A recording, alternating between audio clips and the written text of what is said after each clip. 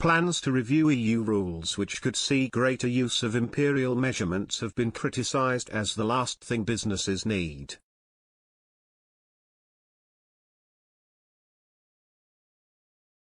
The government confirmed earlier this month it was launching a consultation which could pave the way for wider use of pounds and ounces in post-Brexit Britain.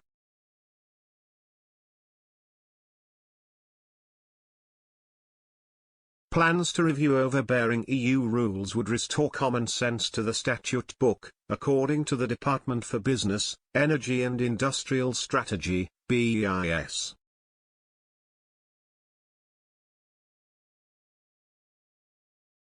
But business people have slammed the idea, saying there are bigger issues to focus on such as high inflation, the cost of living crisis and struggling high streets.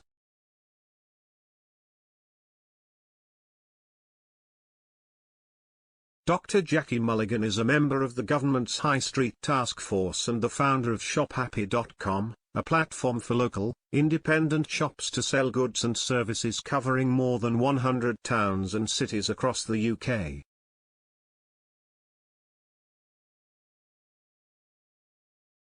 She said, "It's the last thing we need at this point.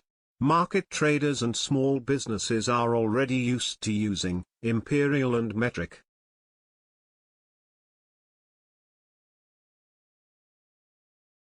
It feels like a very backwards step when there is a tsunami of challenges ahead of us. I find it bewildering. It's not in touch at all with the priorities of communities and high streets."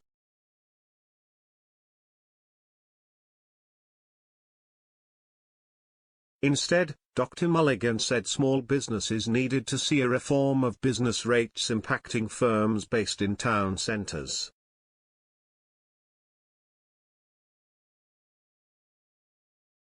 Nervous sentiment among consumers grappling with the rising cost of living and debt from government loans made during the pandemic are also worrying small business owners.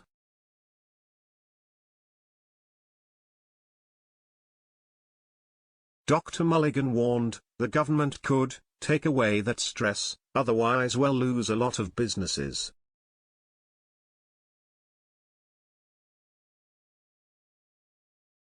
She told Express.co.uk, "I would rather have our high streets back in business rather than imperial measurements back when they are kind of there already."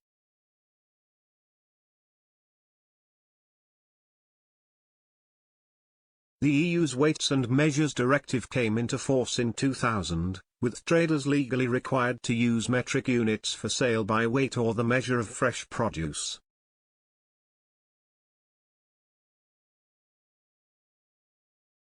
It remains legal to price goods in pounds and ounces, but they have to be displayed alongside the price in grams and kilograms, except in a limited number of cases.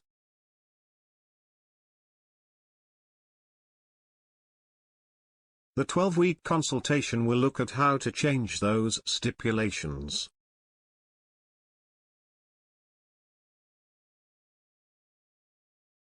A range of stakeholders are being invited to contribute to the consultation, including businesses, trade associations, enforcement bodies and consumer groups.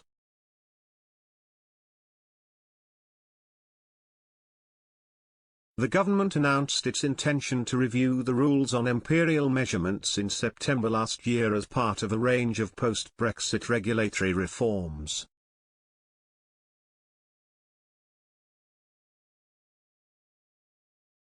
Business Minister Paul Scully said, "While we think of our fruit and veg by the pound, the legacy of EU rules means we legally have to sell them by the kilo."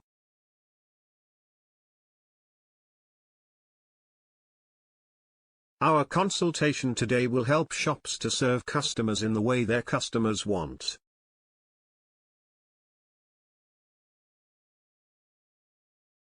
The move has come in for criticism, with Tory peer and Asda chairman Lord Rose of Monaghan arguing the idea is complete and utter nonsense and would add cost for those making the transition.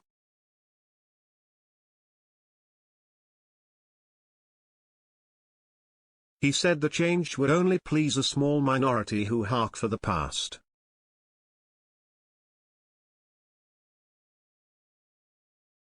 Michael Osman, founder in 2020 of online marketplace Buy Britain, said imperial measurements would not be a priority for the 250 small and family businesses signed up to sell British-made products on his platform.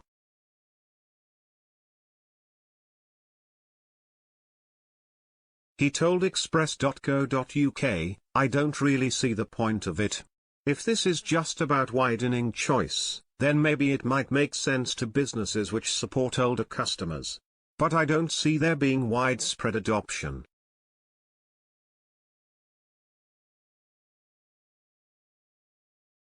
I think this is a bit of a distraction. The government is trying to put out something that sounds bonkers to distract from the fact they've got a 75-seat majority and haven't been able to deliver much.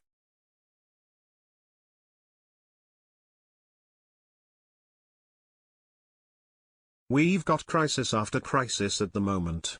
They argue it's a benefit of Brexit. I don't see how that would be a benefit of Brexit when there are a whole load of things they could do, such as changing VAT and tax laws, things businesses talk about which could make a difference and stimulate the economy.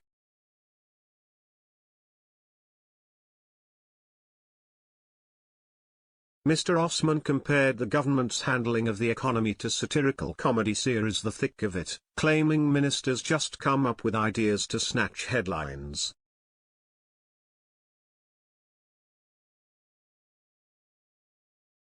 He said, "It's a shame, with the majority they have, that there aren't good, strong policies and reforms coming through."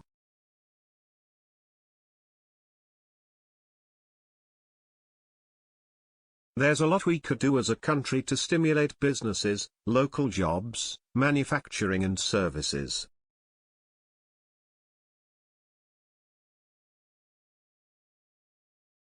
Instead we focus on oddball announcements that catch headlines or random giveaways rather than something that has lasting, long-term impact.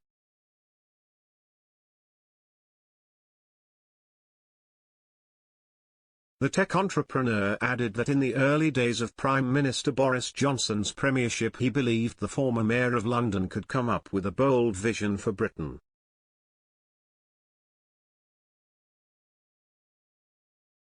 He said, "There were signs in the early days that he could be that person, but I don't know where that's gone."